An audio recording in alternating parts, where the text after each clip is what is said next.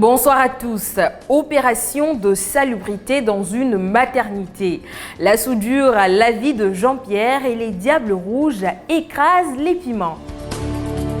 Le Conseil national de la jeunesse d'Atécoubé, en collaboration avec le commissariat du 10e arrondissement, a organisé le samedi 7 novembre 2020 une opération de salubrité dans une maternité.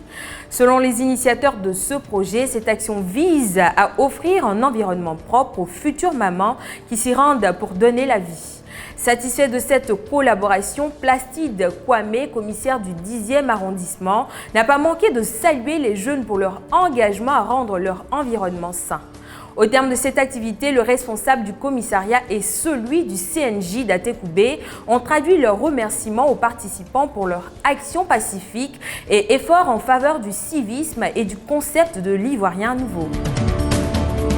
Pour exercer son activité de ferronnier-soudeur, Jean-Pierre Kwaku quitte tous les jours son domicile dès 7 h pour se rendre à son travail. Bien que de repos, le dimanche 8 novembre 2020, l'artisan a accepté d'ouvrir le local dans lequel il travaille afin d'achever la fabrication des antivols d'un client. Revenant sur les raisons qui l'ont amené à embrasser ce métier, Jean-Pierre a indiqué qu'il a choisi ce job par amour.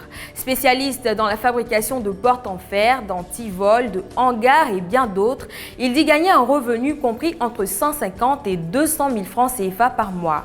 Parlant de ses rêves à l'avenir, Jean-Pierre Kwaku a signifié vouloir ouvrir son propre local pour jouir pleinement de son labeur. Le mercredi 4 novembre 2020, les jeunes amoureux du football se sont une fois de plus retrouvés au secteur Valencia de la commune d'Adjamé-Williamsville. La dite rencontre opposait les Diables Rouges et FC Petit Piment. Pendant les 20 premières minutes, le match était équilibré, mais après le premier quart d'heure de jeu, un attaquant des Diables Rouges profite d'une passe bien servie par l'un de ses coéquipiers pour inscrire ainsi le premier but de la partie. C'est sur un score de 1-0 au profit des Diables Rouges que l'arbitre renvoie les deux équipes au vestiaire. À la reprise, précisément à la 49e, Nanito inscrit son doublé. Au coup de sifflet final, c'est l'équipe des Diables Rouges qui s'est imposée sur le score de 2-0. Chers internautes, c'est la fin de ce numéro de PP News. Merci de nous avoir suivis et à demain.